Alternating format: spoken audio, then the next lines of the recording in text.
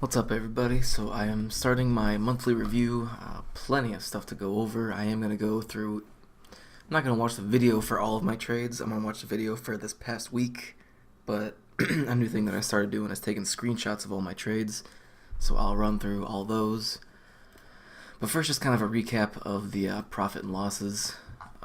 Going down to June, you can see it was fairly slow, I guess. There's a bunch of days in here where I didn't take anything. A couple big loser days were this week to start the week.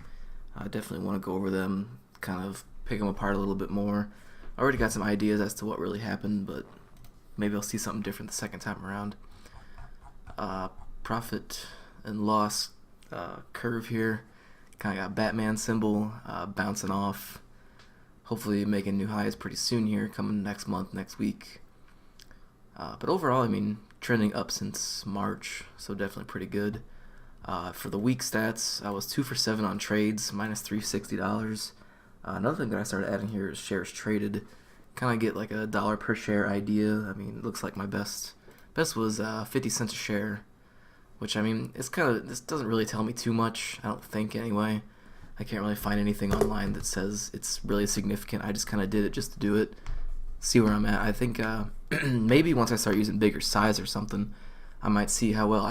Also kind of shows you how long you're holding onto your trades. Maybe, I don't know, just something to record, something to think about. If it's beneficial to me, I'll keep it. If it's not, then well, it's not. 2 winning days out of the week, $50 in commissions. Overall, minus 400 on the week. Still kind of happy about that though, because starting off, minus almost $700, but still for the month of June, I finished green. You can see all the green in here. Every single week besides just this week was green. So overall, I took 22 trades this month. You can see it's really starting to stack up. Some of it's due to the SMB trade, which is definitely the big thing, the big talk for today. Something to go over between A and B setups. 8 out of 11 days were winners. I missed probably a couple of days that I didn't get up and watch the market at least. So overall, that's pretty good. 125 in commissions. You can see back in January, I only took 9 trades, but I traded 15,000 shares, only 14,000 this month off of 22 trades. So really, that's telling me I'm using smaller size, but getting bigger wins out of those smaller sizes, which is always a good thing. This P&L non-compliance, I'm not sure if it's going to be a 0 yet. I did put 0 because going back to all the June trades that I took, my compliance thing here, I gave them all 1s, telling me that, I didn't give myself a 1 here. I gave myself a 3 on the very first trade of the month. I can't remember what 3 was. Exited too early, so it looks like on the first trade I exited too early, but other than that, it's the losers that are the big ones that I want to figure out what went wrong. So I am gonna go over all my losers, see what happened. What was not in there? So we got SJM 1, 2, 3, 4, 5, 6, 7, 8. So 8 losers on the month. Is that right? Yep. 8 losers on the month. Overall, I'm still above 50%, which if I'm going for a 1-to-1 risk reward on basically all of my trades, need 50% or higher to be profitable. So going back to last month, could have been better. Too many skip trades. Didn't really skip that many trades, I don't think. There's definitely trades that, well, I wouldn't call it too many this month, but they definitely were still there this month. Just hard months to focus all around me. Grace months don't really mean too much.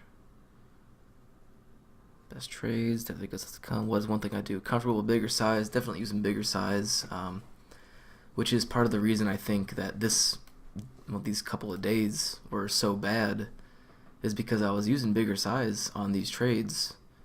See, I'm risking, these are my S&B trades, and I usually only risk, $50 on them, and I'm starting to move it up a little bit. Plus, I didn't cut them as fast as I could. This is a minus 2R loser there, so that's an issue. There's no reason this should be that much. I think I actually wrote down a while ago what happened with that.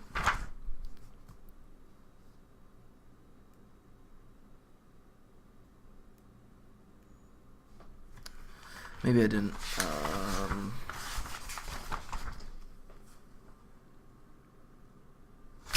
Either way, we'll get to it. What else? Profit taking was too early. Still having issues with that. I just don't even need to watch the videos. I know already.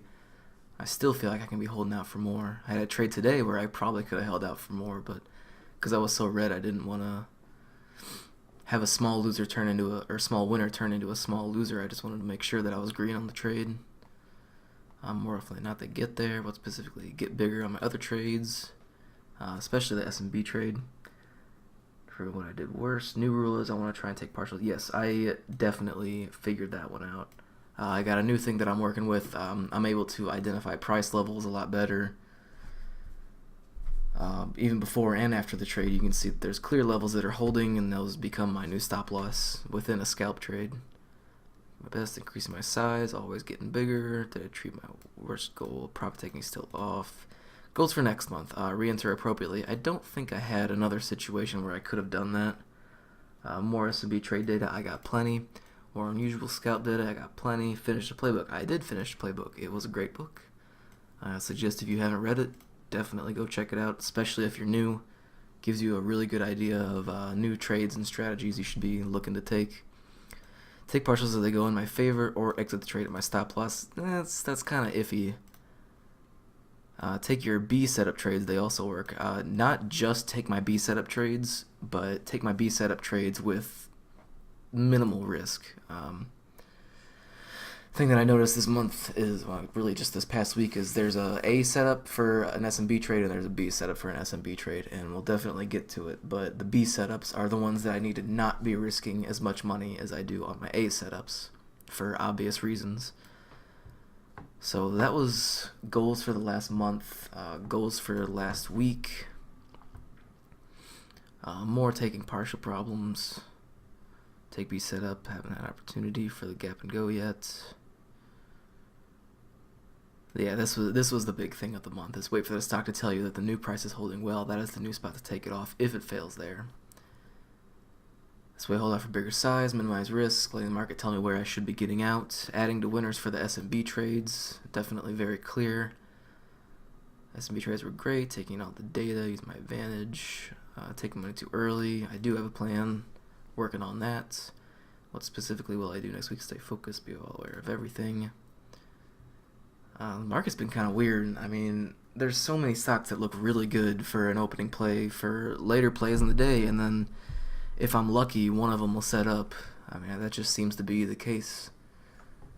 This, oh wow, I haven't checked the SPY since I got back home, and turned into a red day. That's ridiculous. Again, yeah, the SPY is just absolutely everywhere. You just can't get a read on it, really. Will I achieve including my best? New data is great, leading me to bigger and better. Achieve my worst goal. Partial still working out with S&B trades. I seem to have a very good plan. With gap and go, they still need work. Definitely agree with that. Goals for the next week were added to winners if it's called for. If I'm all out, didn't have a situation for that, or be against the gap. Still not. There was, I think there was one trade in the past 2 weeks that was a good ORB against the gap. I can't remember exactly what it was, but I definitely didn't end up taking it. New partial strat for early in the day trades, and definitely was doing better with that one. Alright, so what do I want to do here? I think I want to go over my losers on the month first, and then we'll get to the week. So first loser I had was SJM on June 7th. SJM June 7th. Alright, so this is the picture of it. Not the greatest pre-market action. Kind of a big spike down. It looks pretty good. I mean, I would definitely take it again if it happened, but let's watch the video because that's the important thing. Because the other thing that I've been paying attention to a lot is watching the SPY while I'm in these trades. So just right off the bat, SPY opens higher. Looks like it's about 60 whenever it opens, kind of drops into the 40s, get into the 50s. Struggling to move higher, then it gets into the 30s. Low 30s, back in the 40s. So it looks like the SPY is definitely going to help out with this trade. So almost about 30 before I enter. I mean, it's definitely a really good setup. Volume's pretty good. Not exactly 100, but I mean, it's the open, so volume can always come in at any time this early in the day.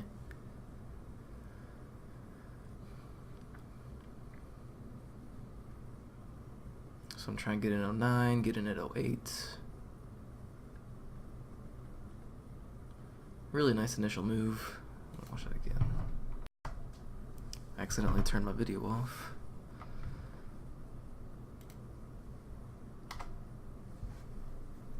So once we break this 70 or this 97,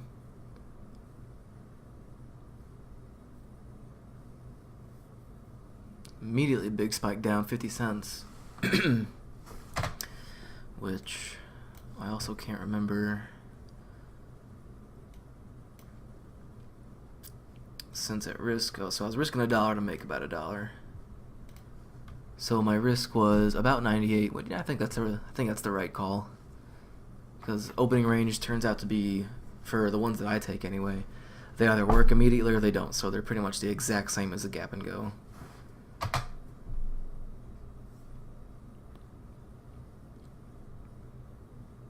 Down again, down to 26. SPY still low 30s.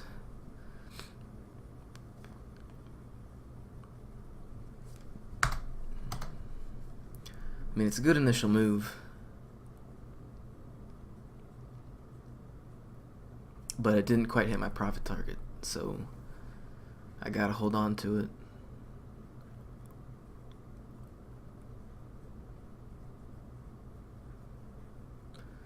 Also, at the same time, I think I need to recognize that this is a pretty big buyback. That's a really big wick. I mean, it's a really bullish sign. I mean, I can't recall any of my trades that have ever been good trades that turned out to be winners have ever gone against me that quickly, that hard. With that giant green wick, I mean, giant green volume bar. I mean, so maybe there really is no reason to hold on, you know, as far as I'm letting it go, because I mean, I'm letting it go all the way to my stop.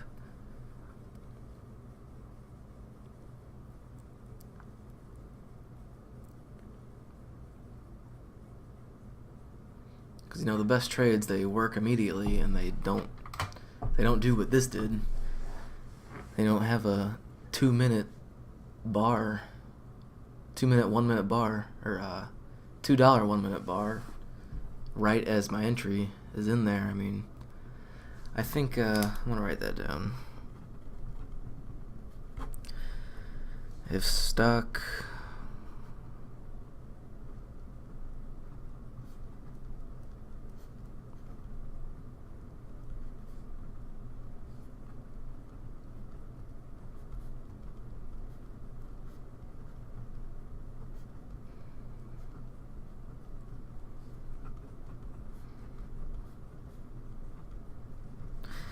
immediately goes in your favor, but wicks hard against you, it's not a great trade to hold anymore for a retest. Because I mean, this is basically just a fake breakdown.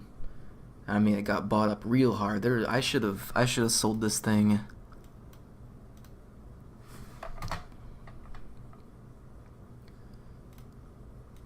So looking at the trade before, trying to find a spot where price last holds and can't move above.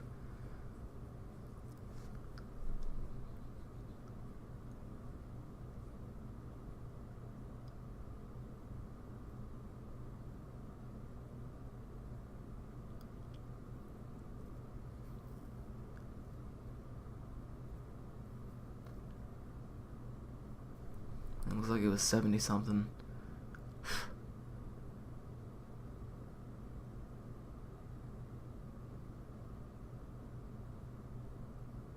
I think 60's got to be it. I think if this thing gets above 60, that's got to be it on the trade. Let me get the huge breakdown. Bought right back up.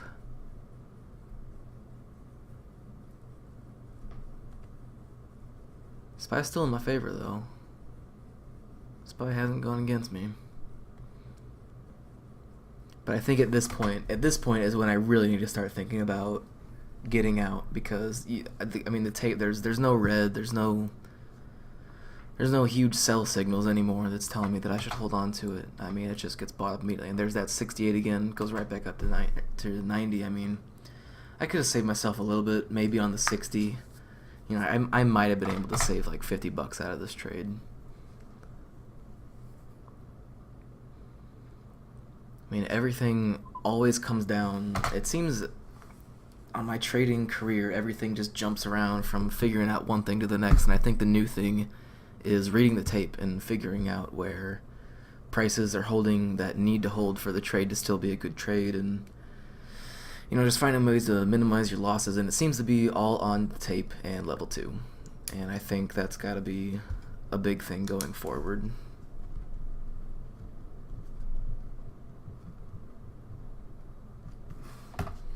Alright, so that was some muckers. What's the next one? Took a loss on Oracle. I can't remember this one. It was SMB VWAP with VWAP drop play. Here's a picture. You can see it's kind of struggling, lower high, and then we get that little tiny breakdown, and then I remember immediately getting stopped out. I was only risking $60, took it right at my stop loss.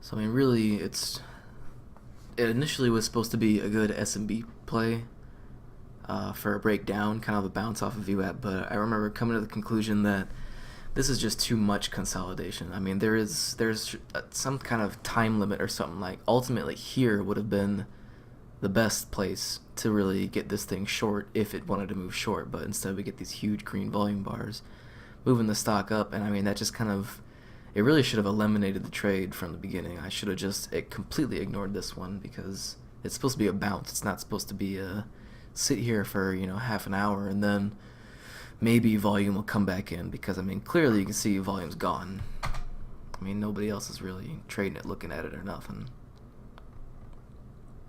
I mean, that's also a very, very strong pullback to VWAP on the most volume of the day.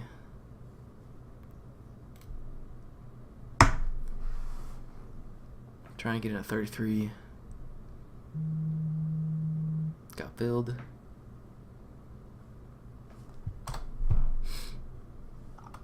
I mean, it just, I don't even really need to watch this. It was just an absolute fake out. It's just a little decent volume there, but again, my stop was up here. It's just, that was the risk I decided to take, so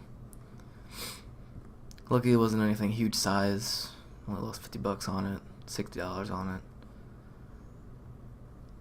So definitely not a big deal. I mean, I stopped out when I should stop out, and that's the way it goes. Fine, no problems. But another thing I wanted to say is this is a B SMB setup. This is a B grade setup that ended up working. And obviously the week to this week, I took a bunch of B SMB trade setups and they didn't work. So clearly something about this one is different than the others. And that might take me a little longer than this video to figure out, but the SPY's at 70, down to 60, down to the 50s,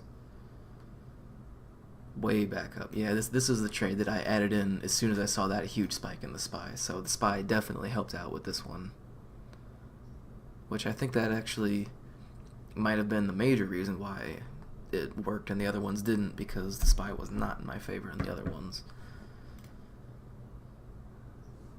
That is uploaded. Alright, so what's next? Goose. Goose was the gap and go up. Seems like I'm much better at shorting these than I am longing them. So IQ was the loser too.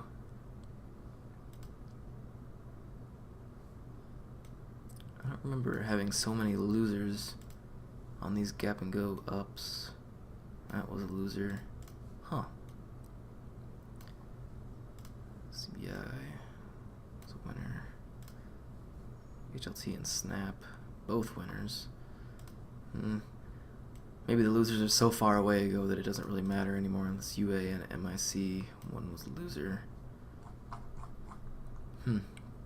I guess that's something to notice, pay attention to a little bit more. Gap and goes need to be a little bit cleaner for the setup. Alright, anyway, Goose. Got the picture, really nice pre-market. Yeah, this was just a loser that was just a loser. This was a trade that I would take any and every day.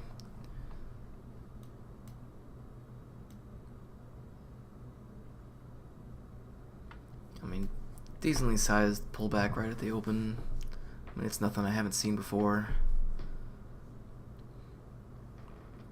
Ultimately, I would have liked to put this order in at 50. Maybe that might have been my mistake on it, is because I'm trading the setup that I always do. You know, you take it long over the first candle at the high of day, but I mean, it's still got to break this 50. So maybe it's not the best long in this situation. Maybe I really should have. Maybe this is one of those where I could have taken half size to start and added into it again if it broke the 50, because that is 25 cents on a stock where the first move was $1.30 almost. So really, I don't think there's a problem cutting my risk in half like that for the opportunity to make an extra 25 cents on half my position size when resistance is already well above it. So maybe that really wasn't the best trade.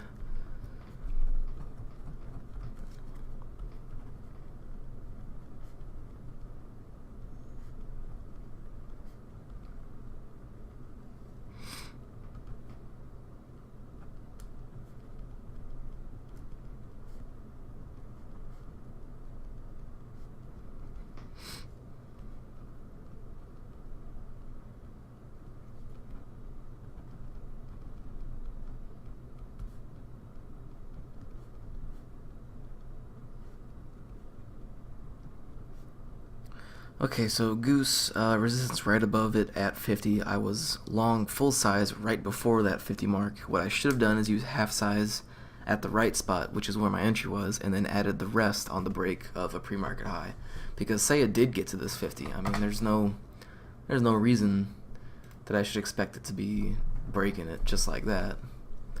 Come on, VLC, killing me. I need to update it or something. I don't know. This thing, it used to be so nice, and now it just... I can't load stuff as quick as it used to. I don't know. I also have 80 different programs running right now, which is probably an issue.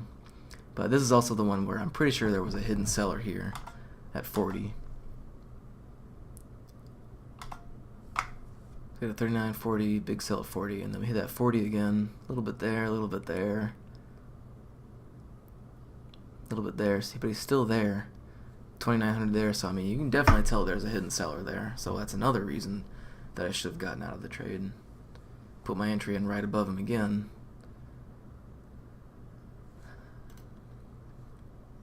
So I ended up losing 150 on it. I mean, not a huge deal, but I mean, always going back and looking at it again, you always see what the real issue was, and that was the real issue. Alright, MU. Okay, so now we are getting... Wow, I only had 2 losers.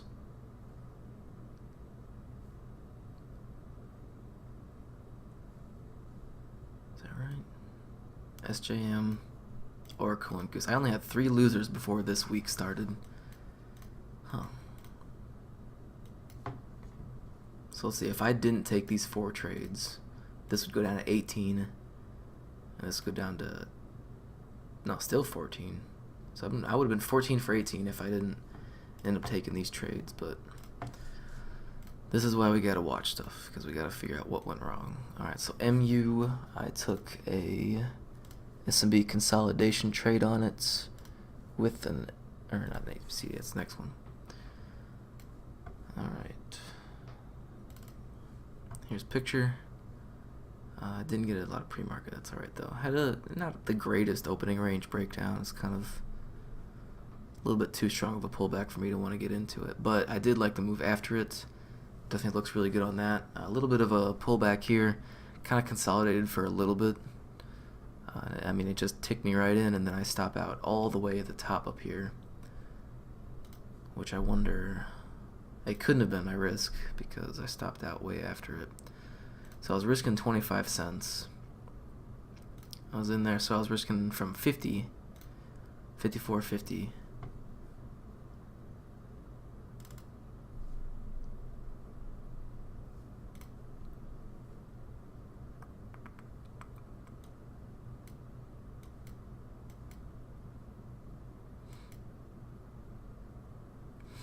All right. So I just got in. So I'm looking at MU. It kind of hovering around a little bit here. What time is this? 6:48. 6:37. All right. So the SPY before I cut this thing off at 154, 160, 164. Looks like it's still moving down. So then it jumps down majorly. Wow. Okay. So the SPY is absolutely bearish. So I figured this would be a good spot to get in. Obviously, for some reason I put my risk at 50. What I really should have done, I think what I should have done is put my risk at the top of this candle, which I think is 50. But at the same time, we got VWAP just right above it. So I don't know. That's kind of a interesting situation, I guess. Should I have given it more room? Should I have given it less room? I mean, each time these candles are making lower highs, so I mean, it looks pretty good. But a short 300 right here at 25 as it gets under this little consolidation area here. Yeah, 50 is definitely the high above that candle.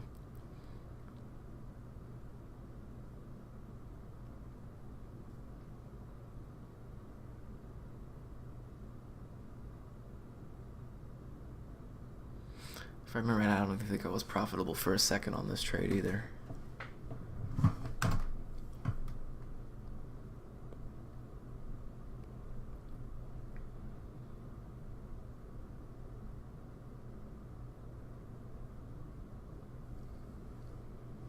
So initially we broke underneath that little area, the price range, and no volume came in, no significant buyers, sellers, just kind of getting bought straight back up.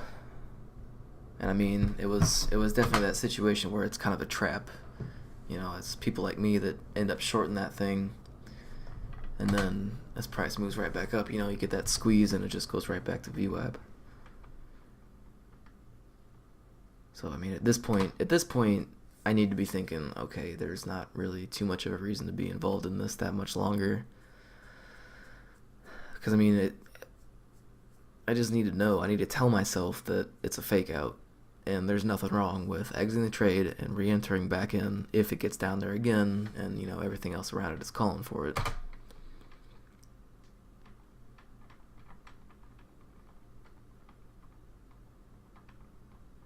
So we get up to 50, and I'm not covering. This is the point where I change my plan, which is never a good idea. Is I'm like, okay, well, since the VWAP is right there, why don't I just wait? I'll wait and I'll see if the candle can close below these moving averages again, and then the trade is still viable. Well, I don't know. I keep doing this to myself, and I feel like I tell this to myself every week, every month, that there's nothing wrong with exiting the trade and re-entering if it comes back down, because it can be a much bigger winner than it is going to be a loser at the moment.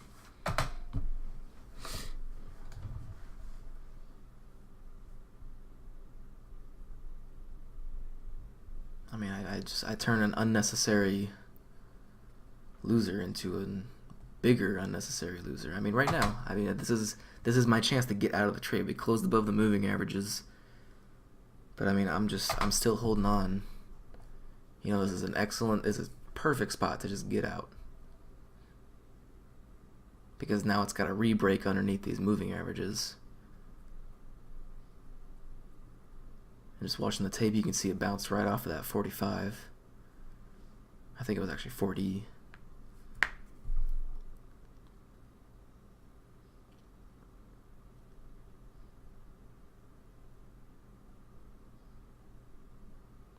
still back up right near my stop loss, but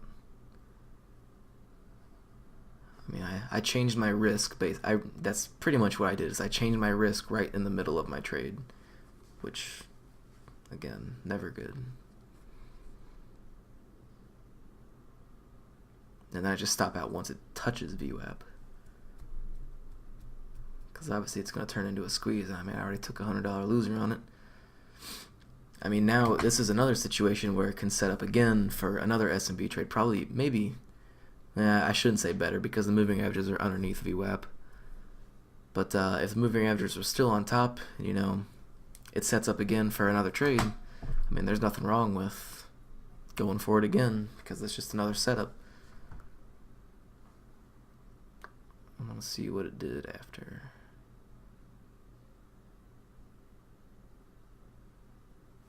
So MU kind of did, but again, it's just not good enough, because I don't like how these moving averages are right underneath it. I mean, I'd be shorting it right probably here. Can't really tell. That might be like 50 or something. You know, I get short and then it goes right back again to where I went short last time. Gets stuffed again, pop right back up. You know, it would have been another loser. If these moving averages were above, I probably would have taken it again though.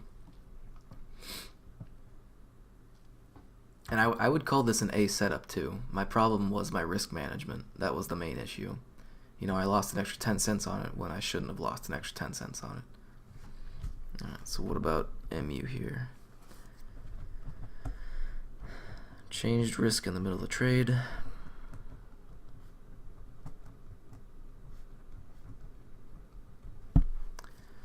Should have exited and looked to re-enter.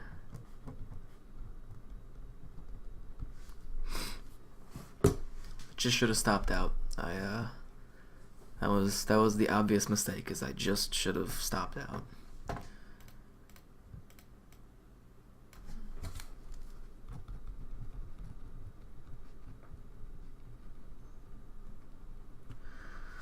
Alright, what's next?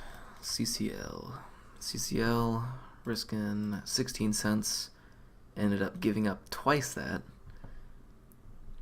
I was in at 57.74, risking about 57.90. Max favorable. It didn't go in my favor for a second. Both these trades didn't go in my favor for a second, which is another indicator that it's not the greatest entry or trade. So yeah, this picture, really can't tell too much from that, but this little tick right there is, I'm sure, where I put my entry in, and it just same situation as MU. This is the day where there was just fake outs everywhere. There were fake outs in Intel. I remember going through everything, that CCB or CPB fake out opening range play.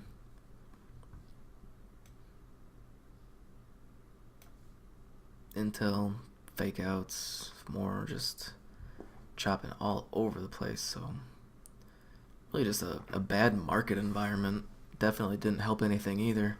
I mean, they're trades that I would still take tomorrow, or not tomorrow, but Monday. They're still the same trades that I would take the next trading day, but it's just the risk management. I mean, look at how it looks so good, because look at how it's just consolidating perfectly under these moving averages. So my risk was 90, which is exactly where it should be. Taking 400 shares on it. So I mean, I'm risking at 74, 400 shares. It's a little less than $100. I think it was 75 or something. So only risking $64 on the trade. Again, same situation. SPY's at 272.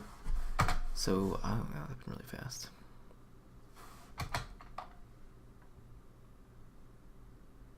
Come on. Alright, so we're at 267 on the SPY. Trying to get in right underneath this little tick here. Volume is decreasing, not the best sign, but at the same time, it's a really good looking setup. I gave it, what did I give it? SMB consolidation. It's kind of an ABCD. What did I grade it? I tagged it as an ABCD, so yeah, I need to change that.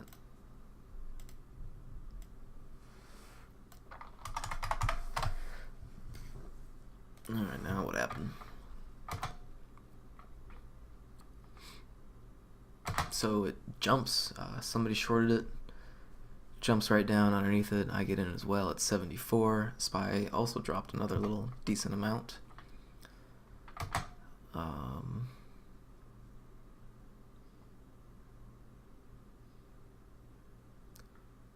on.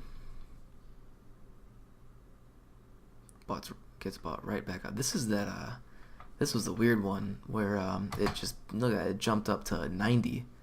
So I was about there at 93 for a second. I mean, right above my stop loss. But I'm still giving it a chance because that just kind of came out of nowhere, and I kind of ignored it. I didn't really worry about it.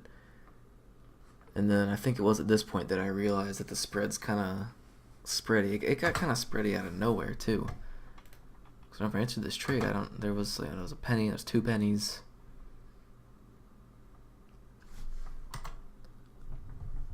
Three pennies. So I mean, the spread really wasn't an issue before I got in the trade.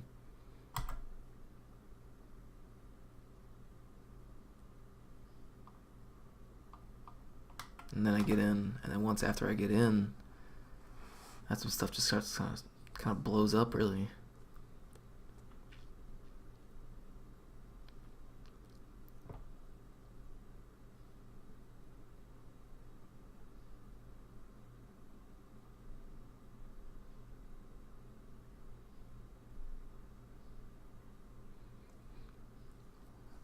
So right now the SPY is about the same, and then right here is where I need to be a little concerned, is because the ask is above my stop loss, and bid's below it. I mean, it's an 8-cent spread, and kind of really just coming out of nowhere, so that just kind of screwed me. But there's really been nothing significant telling me that I should still be, thinking that this is a good trade. It's more often than not, they always go right in my favor. Because looking at this Twitter trade, see my max drawdown from my entry is 3 cents away, 9 cents away, not away at all. My minimum P&L on LRCX like $20 when I'm risking, so this one went about halfway to my risk. It's Twitter never really went anywhere near my risk. This Etsy trade almost, but then after my second entries never came anywhere close. KMX, MU was the bad one. LRCX, still like halfway to my risk. DLTR didn't touch my risk at all, never went against me. So I mean, these SMB trades, pretty much any of my trades I'm finding out are immediately, they need to be right. They need to not go to my risk. If they do go to my risk, then it's not the right trade. Exit, re-enter. That's got to be the goal for next month. Is I gotta get out, and I have to re-enter the trade if it calls for it. Because otherwise I have weeks like I had this week.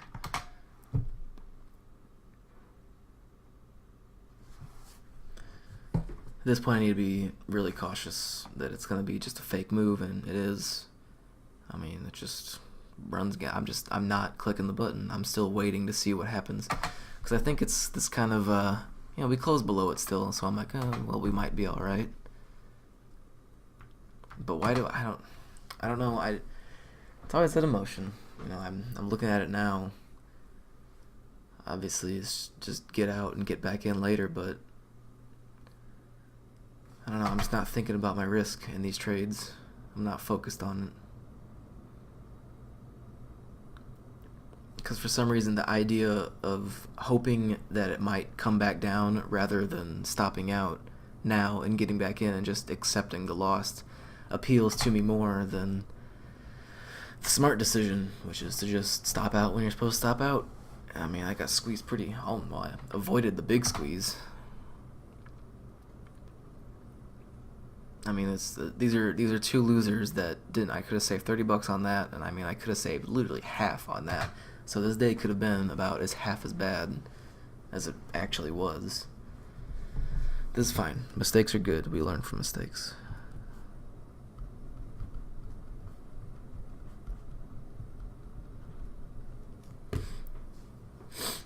I haven't lost that much in the month of June, or really much lately, so I mean, this is good. Having losers is good, keeps you on edge, keeps you trying to work harder, get out of it, just constantly getting better. Alright, so the next trade was IQ. IQ was the gap and go trade that really killed me to start the day. Let me open the file.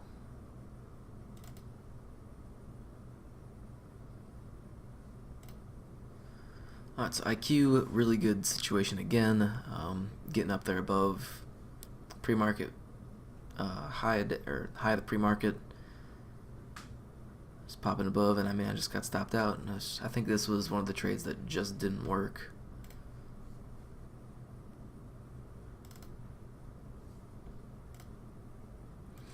The thing that I debated pretty big on this one was actually this not one that just didn't work. I remember it now.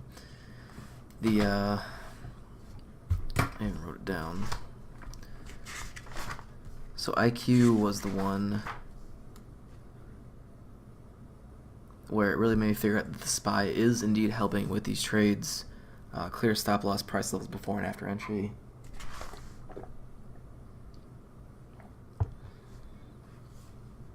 At the same time, 35.10 was an area of resistance that I pretty much just took this trade right into, thinking that I could catch it before, but I didn't. The numbers didn't really add up to me at the moment, because the first candle of the day makes a, what is that, a 70-cent move, and then I'm trying to scalp this thing for 20 cents through a whole number as well. I mean, it obviously can happen, but it's just the variables around me are against me, because it happened exactly like I would think it would happen now that I'm looking at it. I mean, the spread isn't bad, but it's early in the day, it's IQ, it can get bad. And I mean, I'm taking 1,250 shares on it, and I mean, I'm down pretty much almost a third of my risk right from my entry.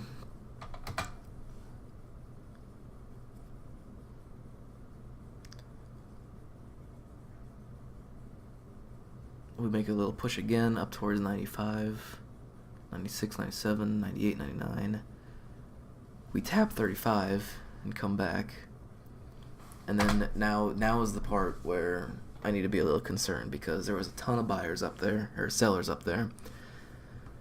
And I mean, it's still, even if we get through that 35, there's still another big resistance just 10 cents right after it, and 10 cents to the IQ is nothing. So after we fail, tries to make a little teeny push again to get up there, can't break it, and then at this point, after it made 2 attempts to get back up to 35, I don't know, my plan on this just wasn't right from the beginning, so my mindset was off. And then I try and stop out as it gets underneath that 81, because that 81 was the last spot that was holding. I mean, I'm not as fast as the other people, so I mean, I end up getting out all the way at 65, just a little bit below my original stop loss. How big it was? It was 1.24. So I mean, I'm risking bigger money on it. So I mean, that's the risk that I accept to take. But still, from the beginning, it wasn't that great of a trade. I mean, I just paid the price for it. That's what you get. Gotta write it down. So IQ was just a bad trade.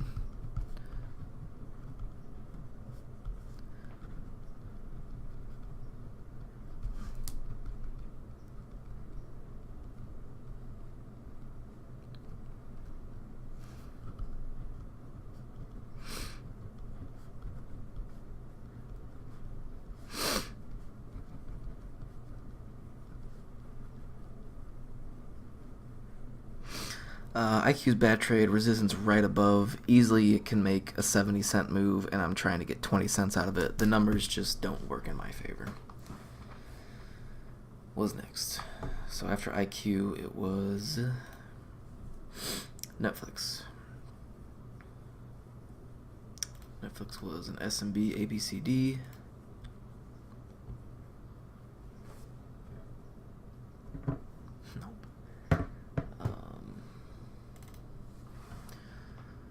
So entry was up here. This is a B setup. It doesn't have a strong open. Does not have a strong open. And at the same time, I didn't realize it at the time, but the SPY's been chopping around everywhere. So that's just more of a reason for me to be more concerned with what the general market's doing. So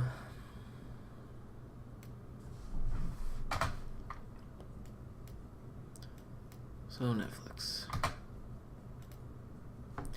consolidating really nicely though, up at that 396. So I mean, it's a trade that I would take. It's a B setup. It's not a bad setup. The SPY was at 55. So the SPY is definitely in my favor. You see the SPY is negative here, and then as we get to Netflix here, it's been popping up, so the SPY is in my favor.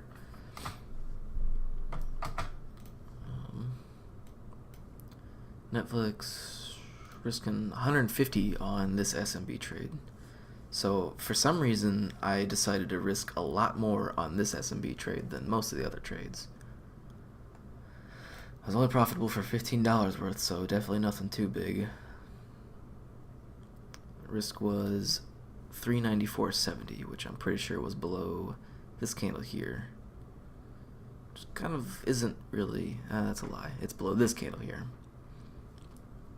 So I'm risking about $1.30 on it, taking 100 shares, so yeah, it's about 130 bucks. Get that pop up above. Looks pretty good on the tape.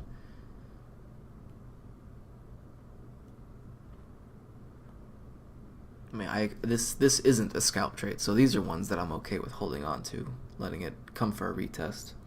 Just need to make sure that I'm stopping out where I should be stopping out.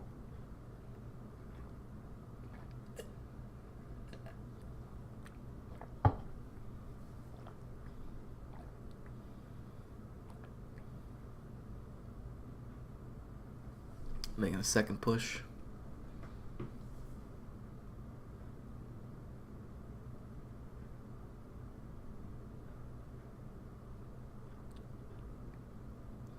I think the fact that I was down 300 bucks on the day also made me take bigger size on this.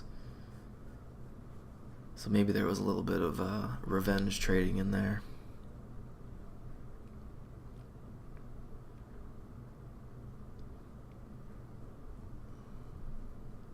Not too worried at this point. I'm expecting a pullback really. SPY did drop about 10 cents.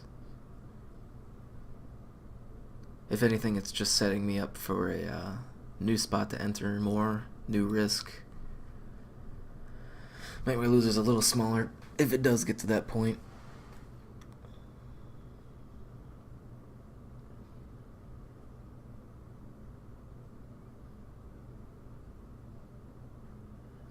It's making a pushback again towards high day. Whenever stocks are trading less than 100,000 shares a minute, you can usually speed it up and still be able to read it pretty well.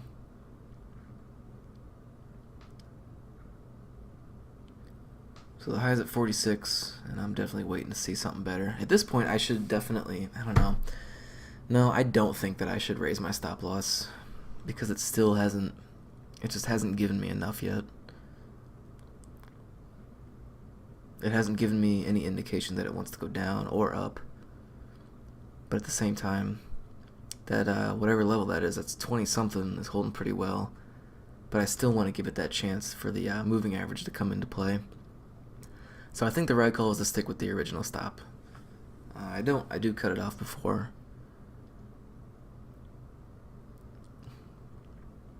I mean, it does get down there anyway to 75, so I did save myself 30 bucks. Yeah, now it's failing. Yeah, ew. That could have turned into a real bad loser. So maybe it is a good idea that I cut it there. The SPY also. The SPY is probably what stopped me out of this trade. See, from my entry it's up there at 50, and by the time I get out of the trade, it's dropping. So now at the 30, it's still in the 40s, and I stop out, but then as the SPY starts dropping, Netflix also goes right with it. I don't know. Maybe Netflix was the only trade this month that I took a loss on that probably should have taken a loss on. I don't really see any mistakes with this one.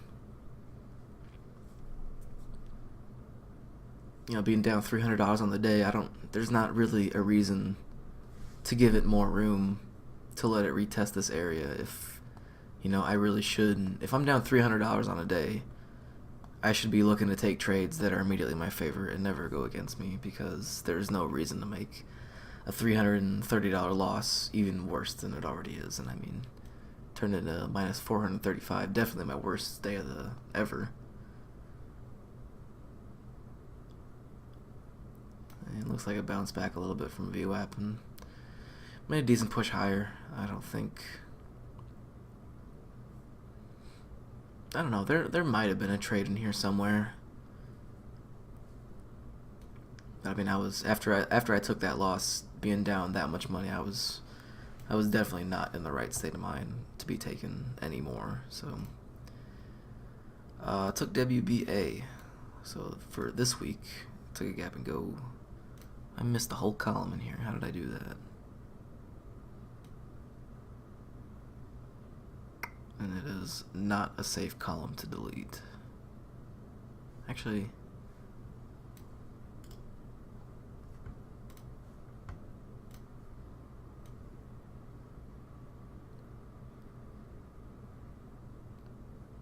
maybe that wasn't that big a deal.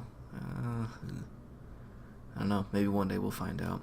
Either way, WBA, gap and go down. Got the picture, really nice pre-market action. Little tiny doji, pop straight down. Nice and easy. No issues, no stress.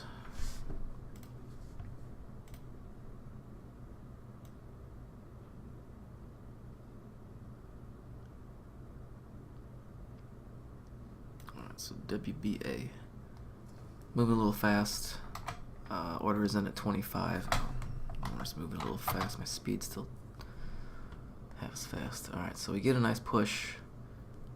Stock never went against me. Seeing all these buyers on the bid is usually a good sign for early in the day. There was almost a hidden buyer there. Took him out pretty easily. I'll just pop straight down to 75, which I believe is where my target was. And at this point, I'm waiting to take anything off. And then the circuit breaker pops on. I don't remember if I caught the circuit breaker in real time or not. But as soon as these circuit breakers pop on these gap and go trades, the trade's over. I mean, I haven't seen a situation where a circuit breaker pops on and the thing continues to drop any further. I mean, that's definitely a rule that I gotta write in, is that if I'm in the middle of a gap and go trade, gap and go down, and a circuit breaker pops on, the trade's done. I gotta take it where it's at, because I haven't seen it. Haven't seen it move in my favor once yet. It was pretty alright though. Took it right around my profit target, so really no issues. Next trade I took on it was CVS though. Took it short here. Kind of definitely an early entry. Again, this is a B setup. I mean, it's got a strong open, or I guess I shouldn't say strong open, a strong first 5 minutes, but then we get really bullish, fails to move any higher, and then we crash underneath VWAP. It was, if I remember right, it was an engulfing on the 5 minute as well.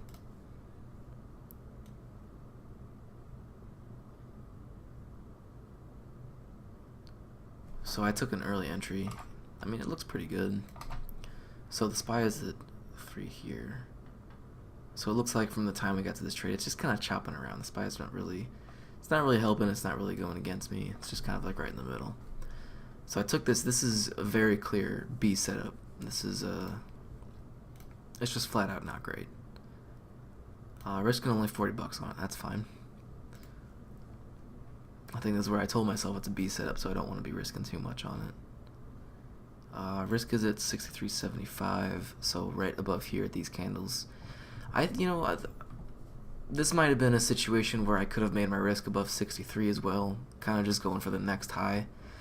Same time with the circuit breaker, same time, SPY is not great, it's not fantastic. Same time, the whole market lately has been choppy and fake outs everywhere, so maybe I really do want to play it a little more safe.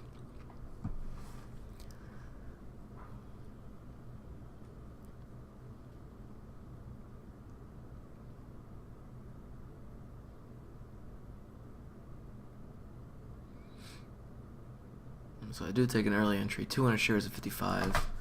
I want to see if I wrote why I did that. That's not it. That's it. CVS, a B setup, didn't have a nice open jar contract with SPY. I thought SPY went down as well.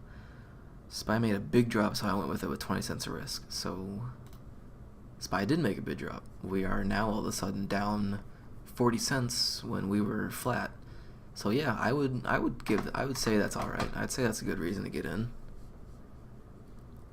I mean, it's small risk, so really why not? I'm up 250 bucks on the day. I would definitely go for that. You know, that's the risk you take though, is you avoid trading after confirmation. You kind of just trade off of the environment around it. I mean, clearly I chose a horrible spot to get in because it never went in my favor once right after this spot. We failed to make any new lows. I mean, below that 37 is ultimately the best spot to add or even get in. So maybe what I should have done is, instead of just jumping in right as the SPY was doing that, maybe what I should have done is waited for price action to show me that CVS wants to drop. Because when I entered in, I was entering on the SPY alone. I wasn't entering in on the stock that I was trading at all.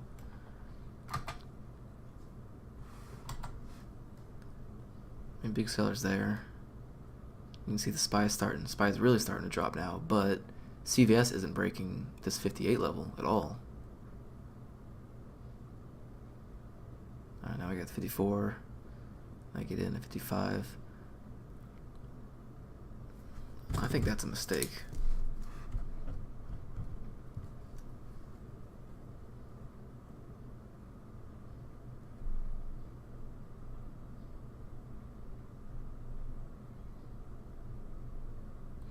I mean, yeah, price action never got bearish from my point of entry whatsoever. I think I entered too early on that.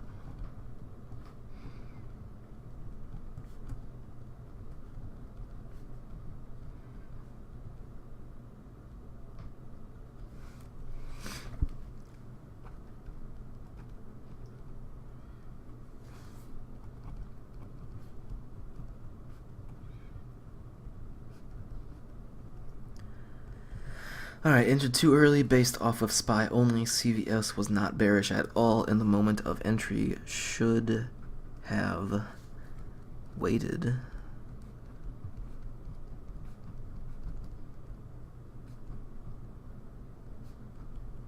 Should have waited for CVS to turn bearish first, and then I can enter in early. And there's definitely nothing wrong with that. Stop out. I'm supposed to stop out. At least I stopped out right here. I mean, could have done that on the other ones.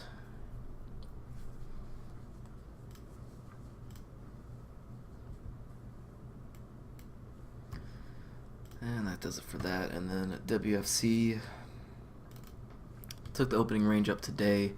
Probably definitely took off a little too early, but at the same time I really wanted to see it like really pop up. And I mean, it did, but it did it after, you know, this little couple minutes of consolidation in here, and I was down like 500, 400 bucks on the week, so I wanted to be green. I didn't want to, you know, really give any of this back at any case. So I mean, I took an early partial here at this 65 as it started turning around against me, because, you know, if it does turn around back past my entry, then I need to be all out. And if I am going to be all out, I want to be at least a little green, because if it did turn all the way against me, I probably would have only made like, I mean, I took what?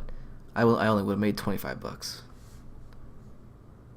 I mean, 25 out of 400 isn't really a dent in anything, so definitely a really good review. I got tons of stuff written down here. I have to fill this thing out. I gotta post this video again, go over other stuff, but I mean, as always, these reviews are incredibly helpful, so if you aren't doing them, you should. Plenty of mistakes, plenty of things to work on. It always feels so good to figure out what you did wrong, so you can work on it next time around, because I think one of my big fears as a trader is doing something wrong and not realizing what it is that I did wrong. So I mean, it's like, it's like a thing inside of me. It's like a personality habit or something that I gotta figure it out. And these reviews are always incredible. So definitely looking forward to July. Should be another really big month. Hopefully I can see a first $1,000 month coming up pretty soon here. What I ultimately want to see is, because it looks like I'm kind of getting a pattern here.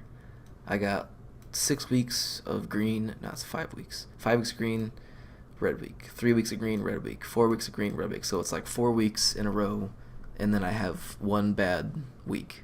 But I mean, ultimately, that's $90, not a big deal. $43, not a big deal. $350, that's a big deal. That's where I gotta figure some stuff out. Something went wrong down there, and I gotta figure it out. And we did, so we're good.